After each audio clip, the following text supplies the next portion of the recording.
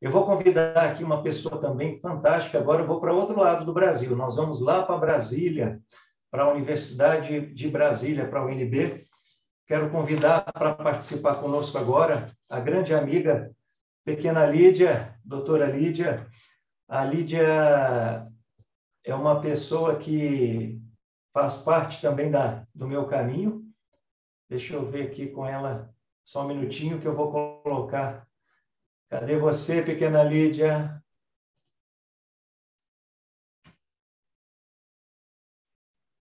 Eu tô Tudo aqui. bem? Tá me ouvindo bem? Agora sim. Estou te ouvindo bem. Muito bem. Já já posso começar a brincadeira? Calma aí, calma aí. Eu estou caçando você aqui para o pessoal te conhecer. Certo. Achei você. Que Muito bem. bom. Como é que você está? Tudo bom? Tô ótima. Brasília está quase chovendo, pelo menos aqui em casa. O pessoal falou que está chovendo. Eu estou procurando essa chuva. Aonde eu vou, a chuva vai embora. Mas Sim. tá melhorando o clima aqui, né? Tava o pior clima para se respirar aqui há alguns dias, mas está melhorando. Coisa que você já conhece aqui de Brasília. Muito bem. Bom, então eu vou te apresentar. Posso te apresentar? Por favor, senhor. Olha, a Lídia, ela é uma profissional da educação física. Tive o prazer de conhecê-la ali em Brasília, quando ainda fazia meu mestrado. Eu assisti uma palestra tua, Lídia. Você foi uma pessoa que eu assisti uma das primeiras palestras e com você eu aprendi a diferença de exercício físico para atividade física e nunca mais esqueci. A Lídia é doutora e mestre em educação física pela Universidade Católica de Brasília.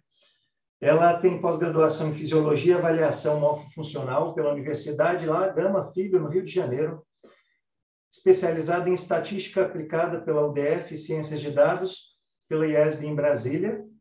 Hoje ela é coordenadora do grupo Viva Ativo, programa de capacitação discente, né, do curso de Educação Física para prescrição de exercícios físicos às pessoas com doença de Alzheimer, na UNB, e coordena o projeto de extensão Mover Juntos, que envolve a yoga como terapia. Lídia, eu vou deixar você agora à vontade, tá bom? Você tem de 20 a 25 minutos para conversar e trazer só coisa boa para nós. Fica à vontade, minha querida. Certo. Eu vou compartilhar aqui, tá? Se você puder, por gentileza, me liberar. Se não puder, vou seguir também aqui, porque eu falo pra caramba, tá? E se Tá. você puder, se não puder, não tem problema não, que aí eu vou Não, eu posso seguindo sim. aqui. Só um segundinho. Enquanto o Omar vai me liberando aí, gente, eu quero agradecer a presença de cada um, o convite. Para mim é uma honra estar aqui. A amizade que eu tenho com o Omar é uma amizade de muito valor. A Karine eu já conheço desde a adolescência, lá na escola, né? No Centro Educacional Católico de Brasília. Então, e fora os amigos que a gente tem em comum, que a gente vai descobrindo, que a gente tem amigos aí de longa data e que conhece aí, né? O doutor Omar. Então, estou muito feliz de estar aqui e poder contribuir. Espero que seja agradável. Para mim, está sendo super, né? Eu me divirto, tanto é que eu não estou nem querendo, eu não consigo parar de rir, porque eu fico lembrando de algumas situações, né, Omar? Já trabalhei junto com a Omar lá no Uniero, né, na Ministério na aula de anatomia. E, claro, né, eu lembro muito bem dessa palestra que eu ministrei lá para o pessoal do mestrado em gerontologia, se não me falha a memória, né, Omar? Lá na Foi. Católica da Asa Norte, né? E então fico muito contente de estar aqui com vocês e espero que dê tudo certo aqui na apresentação, tá?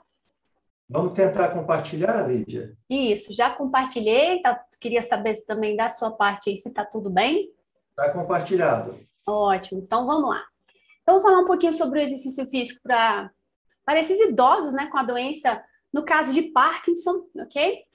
Já fiz pesquisa com Alzheimer, é assim, bem desafiador. Bom, na verdade, a doença neurodegenerativa já é, por si só, um desafio enorme, né? Então, assim, mexer com este público, você precisa ter muita coragem, principalmente quando a gente está mexendo com os profissionais da área de educação física. E lá no projeto, né, no programa, na verdade, o programa Viva Ativo, ele atende as pessoas com a doença de Parkinson, e muitas dessas pessoas já vêm também acometidas com a questão mais cognitiva também. Então, às vezes, elas até desistem do programa porque o nível de cognição chegou num certo ponto em que os familiares, infelizmente, preferem retirar eles do local onde a gente está tendo toda essa interação, esse envolvimento social, que é o que também mantém eles no programa, né? Porque fazer exercício é um ato assim de muita coragem, sair de casa, né? Ir lá para a UNB na Asa Norte, tem gente de outras cidades. E eu tenho assim uma sorte em que essas pessoas que vão para a UNB para serem atendidas são pessoas que têm poder aquisitivo, têm carro, têm as esposas, têm os filhos, têm cuidadores que dirigem para eles e que levam lá para a UNB, que já não é também um ambiente acessível. Então, sair do carro até chegar na nossa sala já é um trabalho físico ali, uma propriocepção, eles já chegam até aquecidos, né? Então, eu vou falar um pouquinho aqui, eu acho que o Omar vai gostar, porque eu vou começar falando da diferença da atividade física para o exercício físico, o Omar vai lembrar aí daquela aula. Por quê? Não está errado você falar, eu pratico atividade física, é lógico. Então, assim, para algumas pessoas, talvez, ou pouquíssimas pessoas saibam, não saibam, na verdade, a diferença da atividade física para o exercício físico. Então, eu trago aqui, né, as definições do próprio Carpenter, lá já na década de 80, ele falava isso. O que é atividade física? Não é qualquer movimento corporal, mas qualquer movimento, tipo assim, eu estou piscando o olho, estou fazendo uma atividade física, de certa maneira está. Mas, para ser realmente considerado uma atividade física, a gente precisa que essa movimentação corporal, ela te tire do repouso, né? Ela eleve ali a demanda metabólica, você demande mais músculos, mais contração muscular, né? Mais energia que te tira desses níveis de repouso. E essa atividade física, então, ela é classificada dessa forma. Então, você fala, e o exercício físico? Não é uma atividade física? É claro que ela é uma atividade física. Porém, quando a gente fala de exercício físico, o exercício físico já é uma atividade planejada. Então, a gente tem início, meio e fim, e a gente tem um foco, a gente tem ali um objetivo. Se é para emagrecer, se é para hipertrofiar, se é para melhorar uma condição motora, no caso que a gente vai focar aqui na doença de Parkinson. Então, quando a gente fala de atividade física, a gente precisa de ter esse vigor, né, essa facilidade, que eu falo facilidade, em exercer as nossas atividades, principalmente as nossas atividades da vida diária. Eu estou colocando um caso bem simples aqui, que é arrumar a casa, que é o que eu tenho feito desde que a pandemia começou. Antes mesmo de vir para cá, eu estava dando uma faxina linda lá na cozinha, tinha uma montanha de louça lá, e eu, né, fazendo ali o meu esforço, né, tirando o meu corpo do repouso para lavar aquela louça. Porém, quando eu faço essas minhas atividades do dia a dia, eu estou procurando fazer uma economia de energia do meu corpo, né?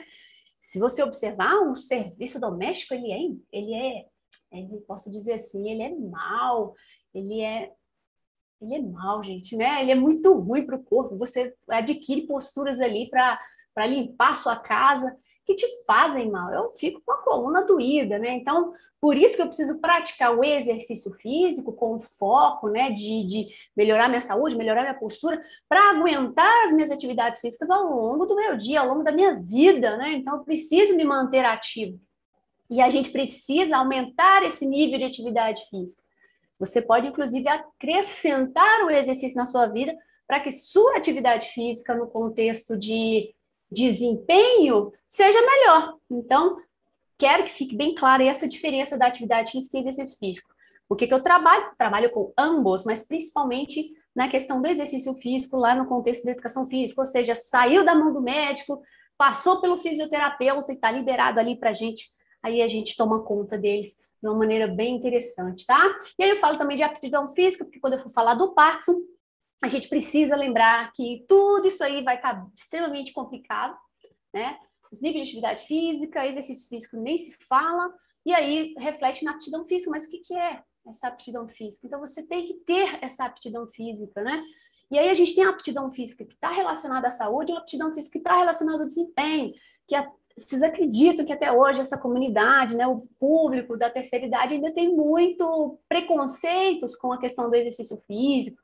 Não, é idoso, pega leve, Não, é só uma caminhadinha, ó, não, olha, não, deixa que eu coloque a comida na sua boca. Então, essas coisas ainda, para muitas pessoas, ainda é um tabu, né? Não, eu não vou botar o meu pai, que está aqui, mal está caminhando, e começar a chinelar um exercício na pessoa. Não, você vai matar meu pai.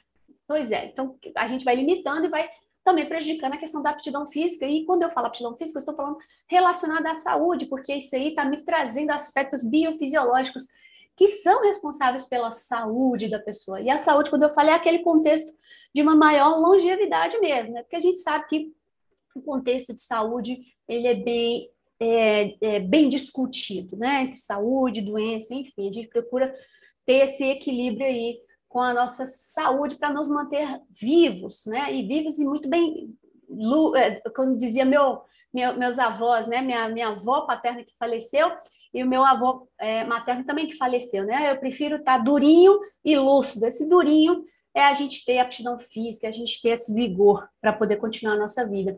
Então, nós temos aí várias valências físicas, como agilidade, velocidade, resistência anaeróbia, né? Que são aqueles exercícios mais intensos, aptidão cardiorrespiratória, que aí também está relacionado com resistência, mas é uma resistência aeróbica, que a gente mantém aquele exercício mais prolongado, por mais tempo. A gente tem a força, e quando eu digo resistência muscular aqui, a gente precisa dar força para continuar contraindo por várias vezes e por alguns momentos e manter aquele nível ali adequado até você ter o seu desempenho alcançado ali naquela tarefa. A gente tem que ter flexibilidade, né? A flexibilidade, essa amplitude articular. E o idoso, né? A gente vai ver ao longo na nossa web talk, né? Ao longo de hoje, amanhã, vocês vão observar que quando você tem grandes amplitudes de movimento, né? Você tem uma saúde melhor, porque a sua aptidão física ela depende também dessa flexibilidade. E a gente tem a composição corporal. Então, a gente já sabe que esse pessoal que está na terceira idade demanda um cuidado em todas essas valências físicas, sim, só que a gente tem que focar principalmente nessas daqui, porque essas daí vão estar relacionadas à saúde. Não se esqueçam disso. E aí, eu vou falar do Parkinson, a gente lembra dessa figura aí, né? O nosso Papa João Paulo, antes da doença e logo após a doença, perdão, e durante a doença até a sua morte, né? E aí a gente observa que ao longo da sua vida, assim que ele começou, a doença realmente se manifestou, a gente já observava nas filmagens irritação, né, perda de equilíbrio, dependência física, a mudança, olha, bateu a bengala ali irritado, né? A incapacidade física, aquele rosto sem mímica facial. Então, o Parkinson, essa doença neurodegenerativa, ela tem alguns dados epidemiológicos aqui, de coisa pouca que eu vou falar, afeta 1 em cada 100 pessoas entre 60 e 65 anos, né, ou mais. Pode acontecer em jovens, mas é bem mais raro, só lembrando. De 5 a 10% são diagnosticados antes dos 40, a gente já lembra até daquele ator, né, do De Volta para o Futuro, que ele teve realmente bem cedo, né? Não existe limite social, étnico ou geográfico. Ela é de uma causa idiopática, lembrando que acomete, é mais comum acometer homens, tá? E quando a gente fala de causa desconhecida, a gente está tendo alguns estudos aí que possam trazer alguma vertente, né? Estão tendo uma vertente assim, ó, tá começando lá no intestino, então vamos começar a tratar aí, vamos consumir alimentos com aqueles elementos probióticos, porque está começando uma coisa ali no intestino e essa, né, a proteína alfa-sinucleína, ela vai percorrer pelo nervo vago, né, que está inervando todas essas estruturas da sua cavidade torácica e abdominal, e vai chegar essa alfa-sinucleína vai chegar lá no seu tronco encefálico e vai gerar uma toxicidade. Enfim, aí vai gerar a doença, tá? Então, só lembrando aqui desse rapaz, né, o James Parkinson, que lá em 1817 observou essa doença, né, e chamou de paralisia agitante, e aí o médico francês Charcot conseguiu entender também dessa doença, né, e acabou chamando essa doença pelo nome do seu, né, pelo nome do médico que descobriu isso aí, que foi o James Parkinson.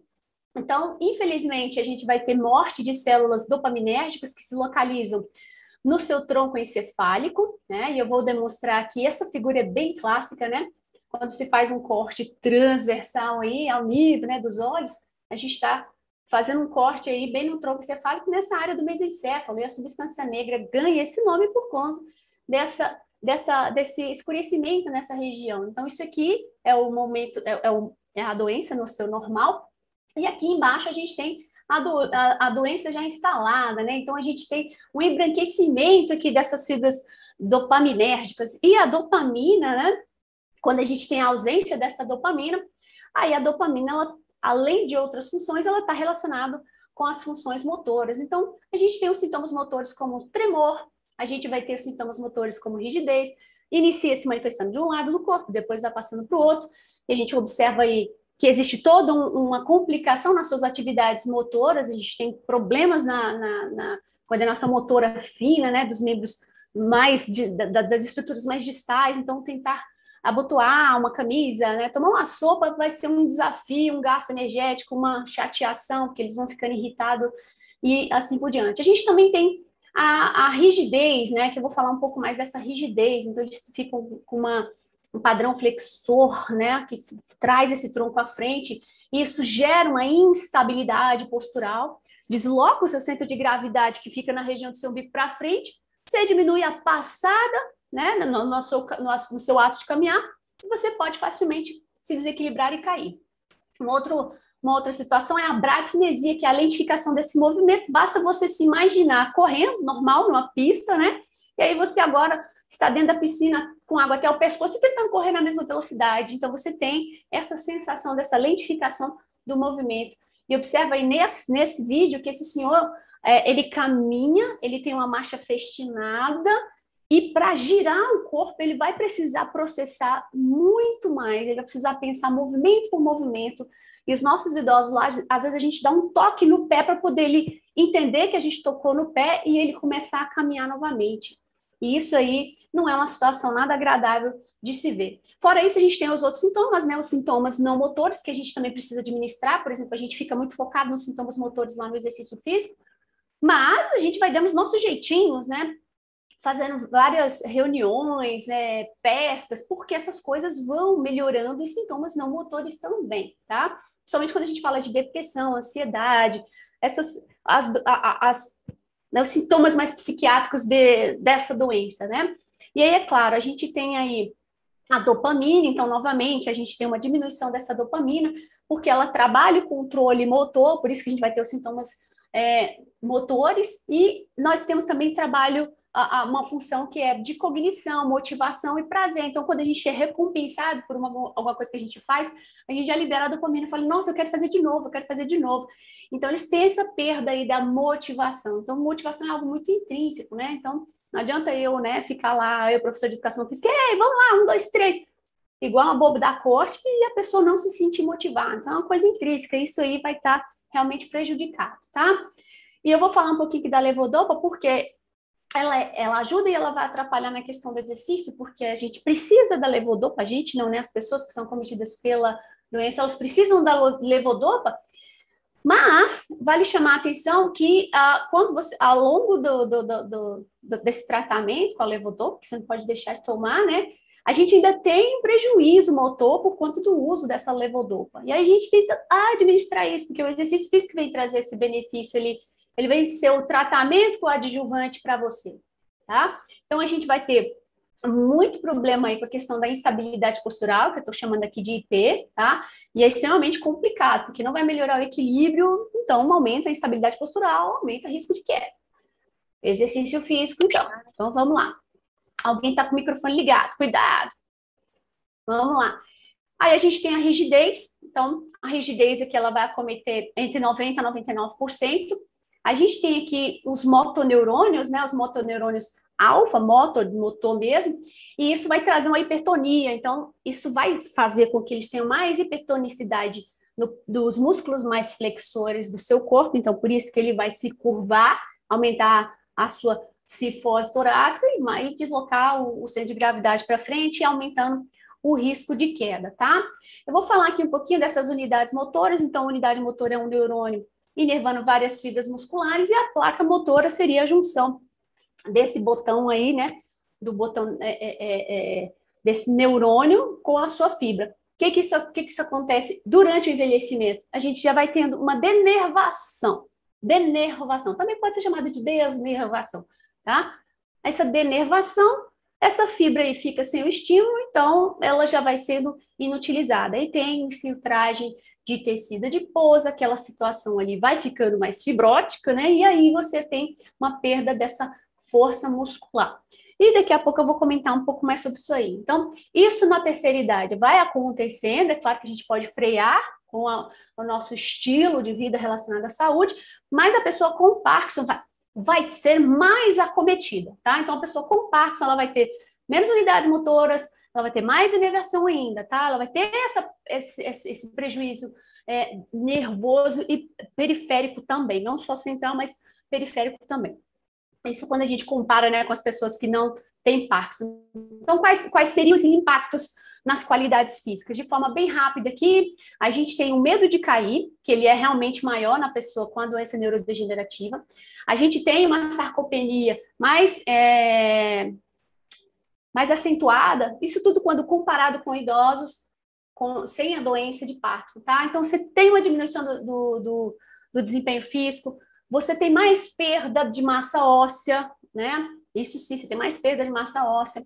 Você tem mais perda dessa independência física, então você fica mais dependente fisicamente. Você tem uma diminuição das atividades da vida diária, então você vai levantar menos, fazer menos coisas, tentar se desafiar a pegar alguma coisa em um ambiente mais desfavorável. E aí você vai sentindo medo, então isso vai gerando isolamento social. Olha, eu não vou sair, porque se eu sair no shopping eu posso cair, isso vai ser um transtorno para minha família. Então vai, né, aquela situação meio que, digamos assim, é uma coisa alimentando a outra, né? E aí a gente tem a situação da camptocormia, que é uma bem mais grave, né? Onde as costelas, você tem um padrão flexor tão grande que as costelas chegam a encostar nas cristas ilíacas, tá? Então, essas coisas aqui a gente vai tentando reajustar com o exercício físico. E aí eu já vou passar aqui para a questão do exercício físico, para que vocês tenham essa noção. Qual seria o efeito da prática desse exercício físico no sistema nervoso no geral? A gente tem que, em modelos animais, a gente tem um efeito protetor desses neurônios dopaminérgicos. A gente sabe que para fazer isso em humanos é muito mais complicado, então por isso que se faz em modelos animais. E numa situação in vitro, a gente tem, por exemplo, a indução da contração muscular aumenta a produção do fator neurotrófico de origem cerebral. Isso é um protetor de neurônio dopaminérgico. Então, é importante a gente manter esses níveis de atividade física, contrair essa musculatura, tá? E isso é recomendado em todas as fases da doença de Parkinson, né? Só porque a pessoa está acamada. Vamos botar essa pessoa para contrair a musculatura dela, tá? E aí eu chamo aqui a atenção em relação ao treinamento de força. Eu vou comentar alguns estudos que a gente fez, mas vou comentar aqui alguns clássicos. Eu tenho essa meta-análise aqui, porque, gente, a gente fala assim, qual é o melhor exercício? Não dá para falar qual é o melhor exercício, não. Os resultados ainda são, digamos assim, tem revisões que falam que é mais favorável, tem revisões que falam, não fez efeito nenhum. É claro que essas revisões a gente tem que seguir muitas regras, né? Mas aqui, por exemplo, só de forma rápida, a gente tem aqui uma análise, né, desses estudos com o treinamento de força, com o treinamento aeróbio, né, porque muita gente fala da questão do exercício aeróbio, e outros tipos de exercícios de alta intensidade, tá? Aí, o que acontece? A gente, no geral, tem uma melhora do equilíbrio, da caminhada, da escala unificada da doença de Parkinson, e a gente tem uma melhora da qualidade de vida. Ponto. Isso eu acho que todo mundo já sabe. Ótimo. Agora eu vou mostrar para vocês aqui algumas outras coisinhas. Esse aqui é um estudo do grupo lá da UNB, que foi feito pelo Ariel Filho. Ele fez um treino de 9 semanas e teve 3 semanas de familiarização, tá? Então, ele tentou chegar de 15 a 20 repetições máximas, com 90 segundos de intervalo, e foi assim por diante, tá? Então, foram 9 semanas. Aí, o que aconteceu? A gente tem aqui essas medidas de forma rápida, tá, gente? A gente tem aqui essas medidas, esse T30 é o teste de sentar e levantar que verifica a força de membros inferiores, e quando a gente verifica a diferença do grupo que fez o treinamento de força com o grupo controle, a gente aumentou o sentar e levantar, então melhorou a força de membros inferiores, tá? O TUG simplesmente um teste de mobilidade, né? Então, você sai da sua cadeirinha, dá a volta no cone e senta, você tem que fazer isso o mais rápido possível. E houve, então, a diminuição de 9 para 7 segundos, e isso foi estatisticamente significante. Esse daqui, essa próxima, já são 10 metros, a caminhada de 10 metros. Também houve uma melhora, tá? E o pico de torque, que é a força de membros inferiores, no caso aqui, do pico de torque de extensão do seu joelho. Então, no pico de torque absoluto, a gente teve um aumento da força. No pico de torque relativo, a gente também observou esse aumento da força. Só que esses aumentos, apesar de serem, poxa, que legal, a gente percebeu que eles realmente ganharam força de membros inferiores, eles não foram estatisticamente significativos, e isso a gente tem um pouquinho como explicar, por quê? Não tendo diminuído a força, já está ótimo, porque é uma doença neurodegenerativa, então essas coisas vão acontecendo, tá? Uma outra coisa aqui que eu quero mostrar para vocês, que a gente fez aqui, tá? Eu vou colocar aqui para vocês de forma rápida.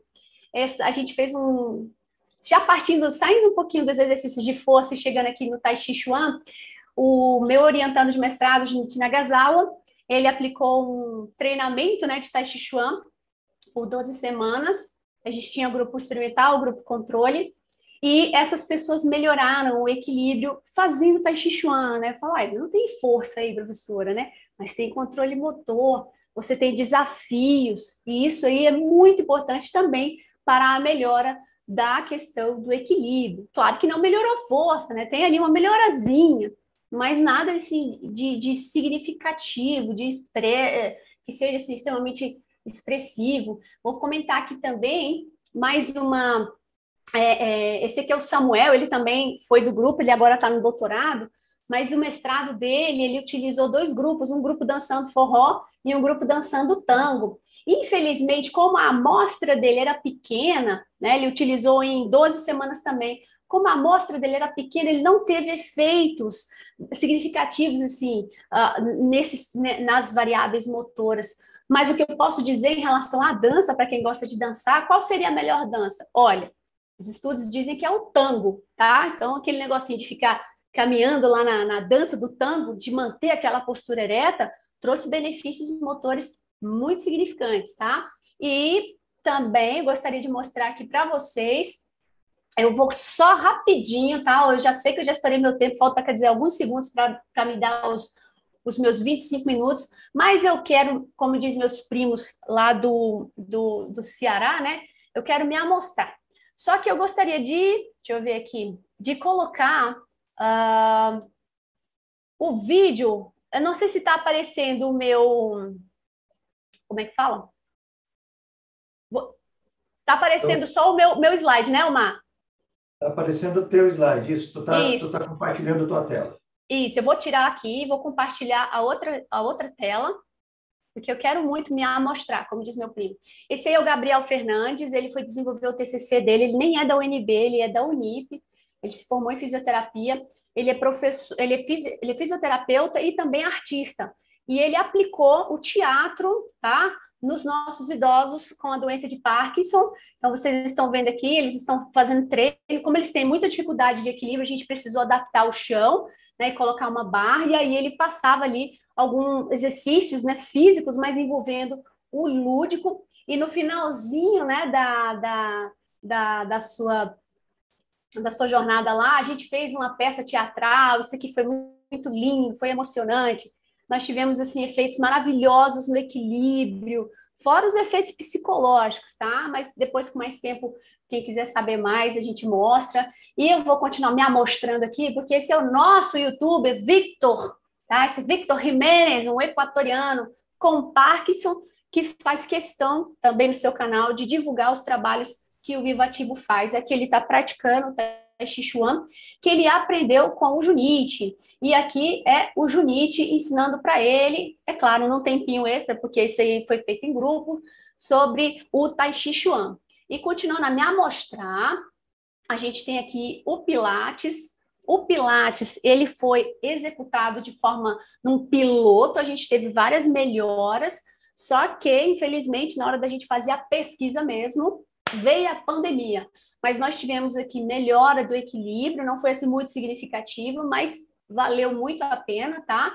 Então, ela foi aplicada aqui pela aluna Tamara, que é fisioterapeuta. Olha só tem um fisioterapeuta como orientando, né?